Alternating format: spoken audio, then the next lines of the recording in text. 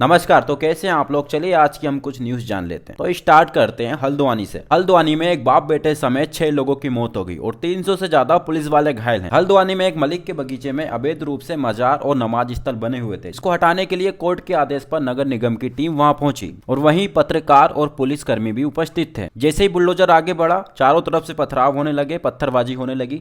पहले पत्थरबाजी हुई, इसके बाद कुछ शांति प्रिय लोगों की भीड़ वहां इकट्ठा हो गई और इस पत्थरबाजी में एक बाप बेटे समेत 6 लोगों की मौत और 300 से ज्यादा लोग घायल हो गए। इसके बाद धारा 144 लागू हुई और उपद्रवियों जो पत्थरबाजी कर रहे थे उनके पैर में गोली मारने के आदेश दिए, जिसके बाद इन लोगों की मौत हो गई। जो पत्थरबाजी कर रहे थे उनके फोटोज वीडियो सीसीटीवी में रिकॉर्ड हो गए। अब वहां की सरकार का कहना है कि जो नुकसान हुआ है उसकी भरपाई इन्हीं लोगों को करनी होगी और जो इन लोगों की वजह से काम रुका हुआ है, बुलडोजर रुका हुआ है, वो रुकेगा नहीं और आगे बढ़ेगा और अवैध रूप से मजार और नमाज स्थल को हटाया जाएगा। दूसरा, कांग्रेस के नेता आचार्य प्रमोद कृष्णम को कांग्रेस ने 6 साल के लिए निष्कासित कर दिया। आचार्य प्रमोद कृष्णम कांग्रेस के अयोध्या न जाने के कारण लगातार कांग्रेस पार्टी के खिलाफ मुखर कर जवाब दे रहे थे। इससे कांग्रेस ने इनको निष्कासित कर दिया, जिसके बाद इन्होंने कहा राम और राष्ट्रीय से समझौता नहीं। U19 वर्ल्ड कप के फाइनल में आज ऑस्ट्रेलिया से भिड़ेगी टीम इंडिया। कमेंट करके शुभकामनाएं दें। टीम इंडिया 2023 वर्ल्ड कप में मिली हार का बदला लेने के इरादे से मैदान में उतरेगी। तो यार हमारा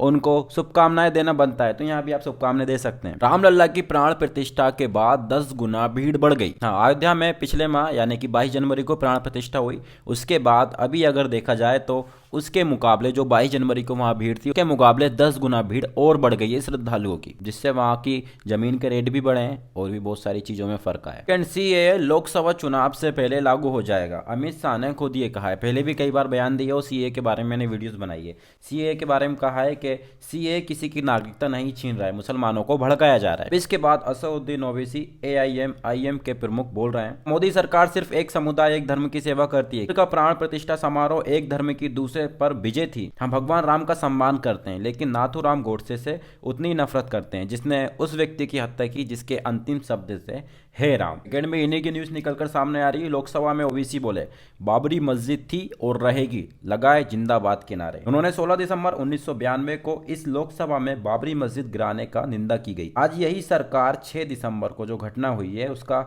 जश्न मना रही। ओबीसी ने आगे कहा मेरा ईमान ये कहता है कि जिस जगह पर बाबरी थी है और रहेगी। उत्तर प्रदेश के गोंडा जिले में एक गैंग रेप हुआ। हाँ, मोबाइल फोन, सोशल मीडिया और बढ़ती टेक्नोलॉजी और माँ बाप की गलती कितना कुछ करवा सकती है इसका आप अंदाजा भी नहीं लगा सकते। एक 8 और 10 साल के बच्चे ने एक मासूम के साथ रेप किया। तीनों ही छात्र थे। दोनों बच्चों ने मोबाइल में अश्लील फिल्में देखी। पहले दोनों बच्चों ने मोबाइल फोन्स में अश्लील वीडियो देखी, फिर जैसे ही लंच हुआ तो लंच में उस मासूम बच्चे को अपना शिकार बनाया, उसके साथ रेप किया। अब बताइए कि मोबाइल फोन्स कितने ज्यादा खतरनाक साबित हो सकते हैं बच्चों के लिए। क्या माँ बाप को इस उम्र में अपने बच्चों को मोबाइल फोन देने चाहिए?